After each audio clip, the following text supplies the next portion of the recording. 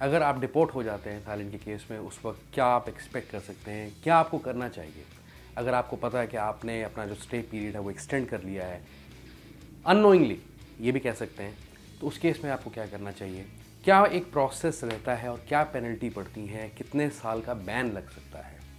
खैर, इसको वीडियो को शुरू करने से पहले मैं एक चीज़ ज़रूर कहना चाहता हूँ कि हम एक पूरे पॉइंट टू पॉइंट चीज़ के बारे में बात करने लगे हैं इस वीडियो के अंदर, सभी फैक्टर्स के बारे में बात करने लगे, लेकिन अगर आप इसके अलावा कुछ सोचते हैं, कोई आइडिया आपके पास आता है, तो उसका इलाज ये है कि आप किसी से लीगल कंसल्टेशन लें। Okay, it could be illegal अगर आप इसके बाहर कुछ सोचते हैं जो हम इस वीडियो में डिस्कस करने लगे हैं।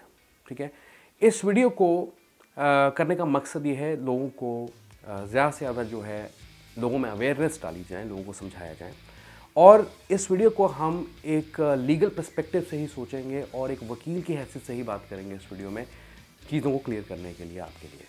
लेकिन कोई भी अगर आपको कंसल्टेशन चाहिए इसके बारे में, मैं आपको यही रिकमेंड करता हूँ कि आप एक लोकल लॉयर को वहाँ के कंसल्ट कर सकते हैं इस केस के अंदर। See, we promote tourism, we encourage tourism.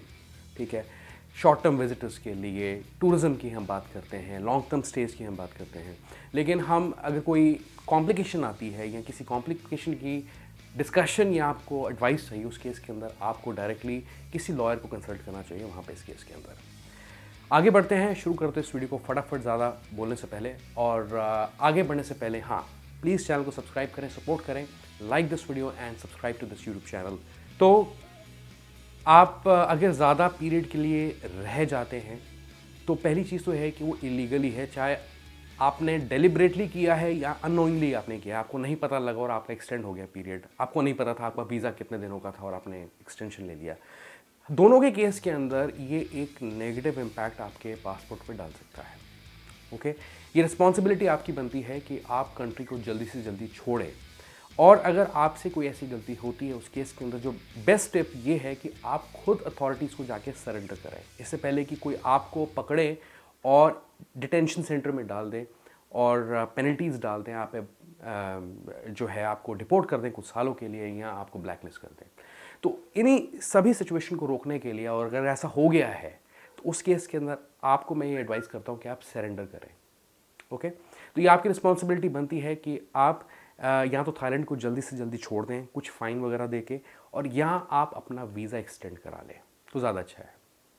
अगर आप 90 दिनों से ऊपर स्टे कर जाते हैं, उस केस के अंदर आपका डिपोर्टेशन हो सकता है थाईलैंड से।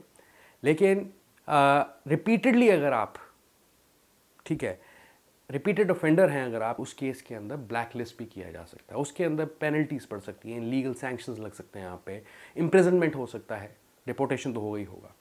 अब तो मैंने जैसे आपको पहले बताया कि इट इज़ गुड कि आप खुद जाके सरेंडर कर दें उस केस में, अगर आपको पता है कि आपसे गलती हुई है, आप इनोसेंट हैं उस केस के अंदर। अब यूजुअली अगर आप रैंडम चेकिंग के दौरान पकड़े जाते हैं, उसके अंदर आपको डिटेनमेंट करा जाता है और आपको इमिग्रेशन डिटेंशन सेंटर में डाला जाता है, और उनकी जो कंडीशन होती है ना वो बहुत अच्छी नहीं होती। अगर आपको कोई भी हेल्प उस दौरान चाहिए, अगर आपको इमिग्रेशन प्रिजन में रखा गया तो उस केस के अंदर आपको एम्बेसी की हेल्प लेनी पड़ सकती है, अपनी लोकल कॉन्सुलेट की, दोस्तों से हेल्प लेनी पड़ सकती है, लॉयर को कंसल्ट करना पड़ सकता है, और ये जो पूरा प्रोसेस है ये कुछ दिन नहीं, ये कुछ हफ्ते भी ले सकता है और कुछ महीने भी ले सकता है।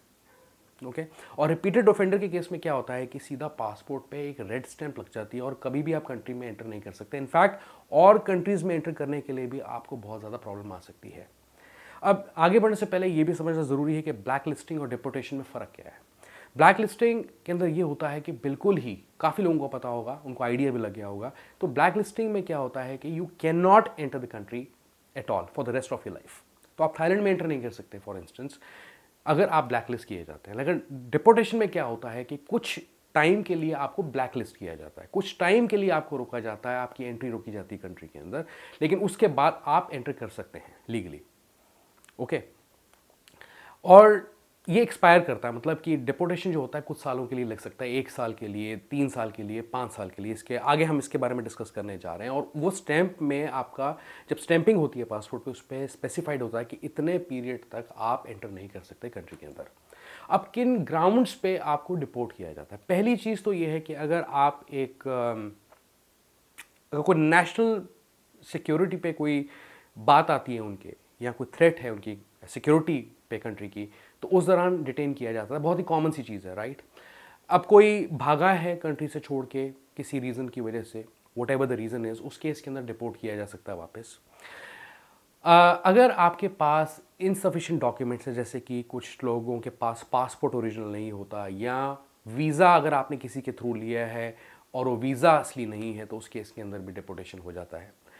कुछ लोगों को नहीं पता लगता, जैसे कि कोई वीज़ा ऑन अराइवल पे गया, 15 दिन का स्टे मिलता है और उसको ध्यान नहीं था, उससे लगा कि पता नहीं, और 15 दिन का, या आने वाले 6 महीने के अंदर अब 30 दिन का आप कह लीजिए, लेकिन अगर वो 1-2 दिन 3 दिन ऊपर काट लेता है, उसे नहीं पता लगता किसी भी रीज़न की वजह से, तो उसके अंदर भी जो है आपको डिपोर्ट किया जा सकता है, लेकिन उसमें कुछ फ़ाइन दे के आप निकल सकते हैं। मतलब कि अगर आपने 90 दिन से ऊपर का अगर आपका स्टे हो गया उस केस के अंदर, तो आपको जो है डिपोर्ट किया जा सकता है। लेकिन अगर 90 दिन से नीचे का आपका स्टे कंट्री में रहता है, इलीगल स्टे रहता है, उस केस के अंदर आप फाइन दे के चीज़ों को क्लियर कर सकते हैं काफ़ी हद तक।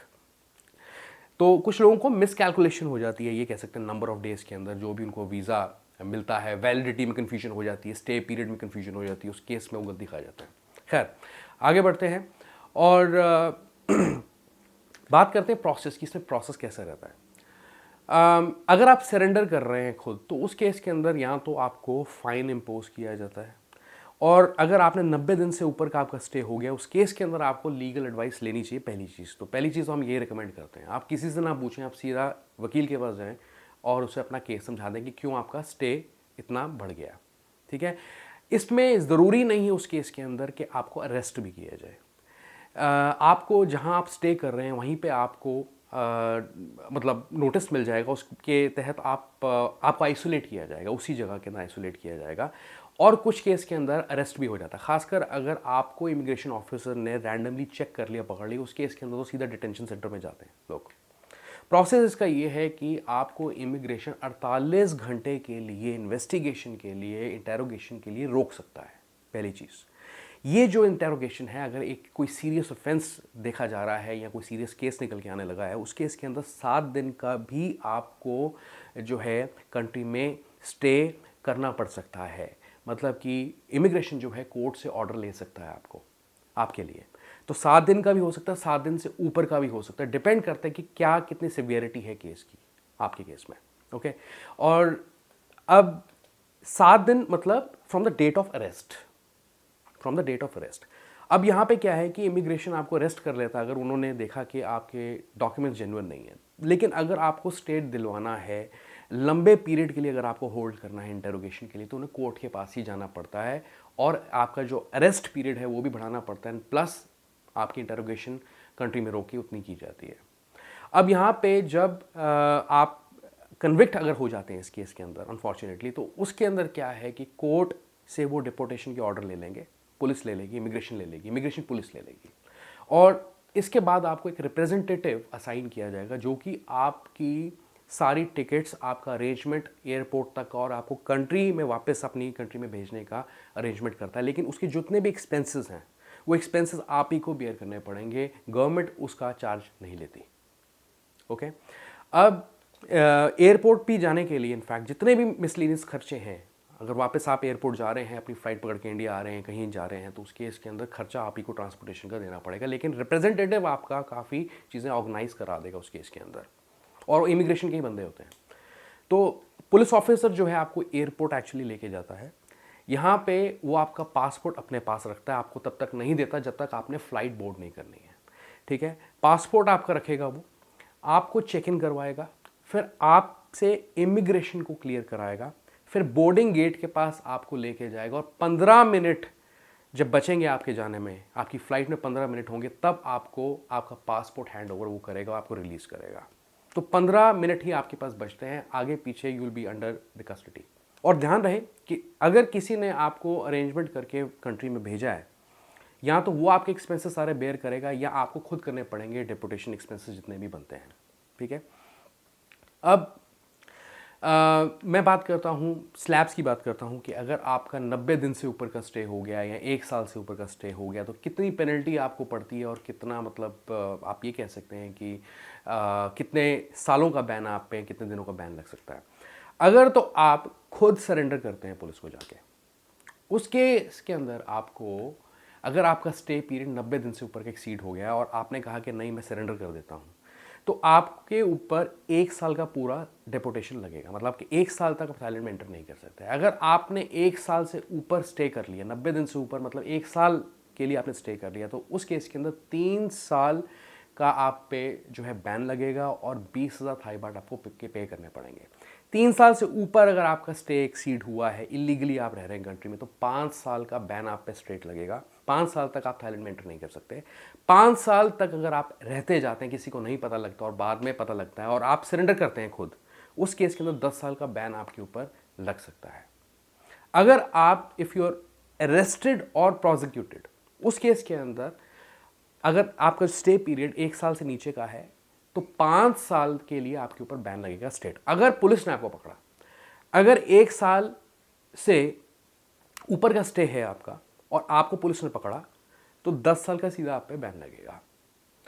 वैसे अगर आपके पास क्या इलाज है, अगर आपने ओवर स्टे कर लिया, मतलब कि आप वीज़ा ऑन अराइवल पे गए या आपने 2-3 दिन ऊपर एक्सटेंड कर लिया, स्टिकर वीज़ा पे गए और आपने 2-3 दिन ऊपर एक्सटेंड कर लिया, उस केस के अंदर आप 500 थाई बाट पर डे के हिसाब से फाइन दे सकते हैं और ये 20,000 थाई बाट तक भी जा सकता है, डिपेंड करता है उनके ऊपर। वैसे जो फीस है, रेट है इसका 500 थाई बाट का है, ठीक है।